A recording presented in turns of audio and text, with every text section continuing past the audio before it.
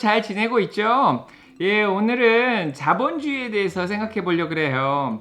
요즘 코로나 사태로 많은 사람들이 직장을 잃고 가난에 허덕이고 또 굶주리고 굉장히 괴로워하고 있는데, 그에 비해서 많은 기업가들이라든지 돈 많은 사람들은 굉장히 잘 지내고 있죠. 그래서 이런 상황을 보면은 정말 자본주의는 부유한 사람들을 위해서 존재하는가 하는 생각이 들 수도 있을 것 같아요. 그래서 오늘은 자본주의에 대해서 생각해 볼게요. 우리가 살고 있는 이 사회는 자본주의 사회예요. 심지어는 중국도 자본주의적 사상을 받아들여 가지고 물건을 생산하고 돈을 많이 벌고 있는데요. 세상의 모든 나라들이 거의 자본주의를 따라가고 있는 것 같아요. 그러면 자본주의는 뭘까요? 자본주의 사회는 자본이 일하게 하는 사회인 것 같아요. 자본이 돈을 낳고 대량 생산을 통해서 노동을 이용해서 많은 것들을 생산해서 그것을 이용해서 이득을 남기는 사회, 그게 자본주의 사회인 것 같아요. 그렇죠? 사람들의 노동을 이용해서 사람들의 일을 분업화 시켜가지고 각각 맡은 분야에서 최선을 다해서 열심히 뭔가를 생산해내서 나중에 그것을 조립한 다음에 그것을 잘 광고를 해가지고 많은 것을 팔아가지고 그것을 남기는 사회, 그게 자본주의 사회인 것 같아요. 자본은 대량 생산을 통해서 더 많은 이득을 남기려고 하는 게 자본주의 사회예요. 이 자본주의는 그 근원은 알 수 없지만 주님은 옛날에 성전에서 환전을 하고 물건을 사고 팔고 하던 사람들을 크게 혼내시면서 그것을 정리하신 적이 있어요. 성전을 정리한 적이 있는데, 그때부터 이미 사람들은 돈을 모아가지고 그것을 통해서 이득을 남겨가지고 또 사람들을 또 착취하고 또 그것을 사용하고 부유하게 살려고 노력을 했던 것 같아요. 그 이후에도 이태리의 베니스 상인이라든지 많은 돈을 좋아하는 상인들이 많이 나타나게 되는데, 그것도 하나의 자본주의의 일종이라고 볼 수 있고, 스위스의 신학자인 칼뱅도 열심히 우리가 일을 해가지고 검소하게 살아서 돈을 많이 축적할 수 있다고 그렇게 얘기를 했고, 그 돈을 다시 축적해가지고 돈을 많이 모을 수 있다고 그렇게 얘기했어요.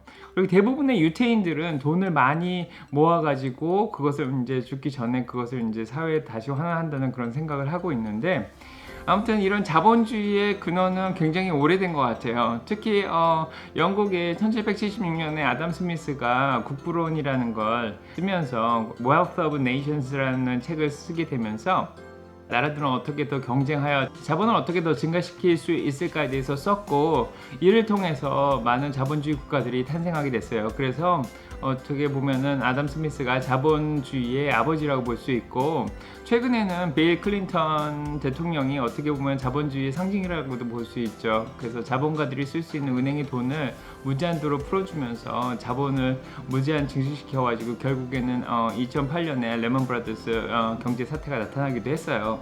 이런 자본주의는 많은 비판을 받게 되는데요. 대표적인 사람이 옛날에 영국에 1차 세계대전이 일어나기 전에 이제 많은 노동자들이 착취를 당하고 있는 그런 상황 속에서 칼 막스, 존 러스킨, 찰스 디킨슨, 조지 오웰, 샤르트르, 미셸 푸코 등 굉장히 많은 철학자와 문학가들이 이런 자본주의를 비판을 했죠. 그리하여 이제 많은 나라들에서 혁명이 일어나고 많은 나라들에서 전쟁이 일어나고 이 자본주의의 피해를 막고자 이제 교정 작업에 많이 들어갔었는데요. 그 이후에도 1, 2차 세계대전이 일어난 이후에도 자본주의는 계속 끊임없이 돈을 축적해 왔고, 그 이후에도 자본주의는 계속해서 발전되어 왔고, 여전히 최근까지도 그 자본주의의 폐해를 많이 남기고 있습니다. 자본주의를 숭상하는 사람들은 대부분 돈이 많은 사람들이겠죠. 그래서 빈부격차가 점점 심해지고 있고, 자본주의를 비판하는 사람들은 대부분 노동 착취를 들고 있습니다. 대량 생산을 위해서 노동을 분업화시키고 노동을 착취하여서 물건을 많이 만들어 가지고 그것을 또 광고해 가지고 많은 것을 남기려고 하는데요. 이리하여 사업가들은 돈을 많이 벌게 되고, 공장이나 어떤 회사에 한 조직이 일부분으로서 돈을 버는 사람들 돈을 많이 못 벌게 되겠죠. 그들은 이제 월급만 받게 되니까. 이렇게 하여서 빈부격차는 점점 심해지고, 중국이나 뭐 아시아나 제3세계 국가의 노동자들은 굉장히 열악한 환경 속에서 노동 착취를 받으면서 많은 돈을 많이 못 벌고 그날그날을 살아가게 됩니다. 에릭 프롬이 말하는 행복은 사람이 인간 본성에 따라 살 때 가장 행복하게 된다고 그렇게 말을 했는데, 정말 사랑을 베풀고 자유롭게 살고, 그 다음에 이제 생산성 있게 살 때 사람은 정말 자유를 느끼고 사람은 정말 행복을 느끼게 되는데, 이런 자본주의 사회는 사람들이 행복할 수 있는 조건을 많이 뺏어가 버린 것 같아요. 그래서 어떤 분업화된 사회에서 자기가 생산한 것의 끝 결과를 잘 보지 못하기 때문에 자기가 뭔가 생산했다는 그런 기쁨도 못 느끼고, 그렇다고 계속 공장에서 일을 오랫동안 일을 해야 되기 때문에 자유를 느끼지도 못하고 누군가에게 사랑을 베풀 그런 여유도 없어서 결국 인간은 행복하게 살 수가 없는 것 같아요. 또한 자본주의는 존 러스킨에 의하면은 우리가 너무 불필요한 생산을 많이 하게 된다고 얘기를 하죠. 정말 최근에 나온 애플 워치 같이 우리는 시계가 특히 필요 없고, 또 이렇게 자동화된 시계, 전자시계가 굳이 필요한가 생각이 들지만, 이 자본가들은 끊임없이 그렇게 어떻게 불필요한 것들을 만들어내서 그것을 잘 포장해서 광고한 다음에 그것을 팔아서 또 이득을 많이 남기고 있죠. 그래서 인간에게 정말 필요한 것들은 얼마 안 되지만 우리가 이제 원하게 되는 그런 물건들을 많이 만들어서 자본가들은 돈을 많이 벌게 돼 있습니다. 그래서 이 세상의 부자들은 돈을 계속해서 벌게 되고, 그들은 계속 채권이나 주식이나 어떤 돈을 계속 굴려가면서 이자놀이를 해가면서 그들은 돈을 더 많이 벌게 되겠죠. 그래서 사회 불평등과 인권은 점점점 악화될 수밖에 없습니다. 자본주의 사회로 갈수록.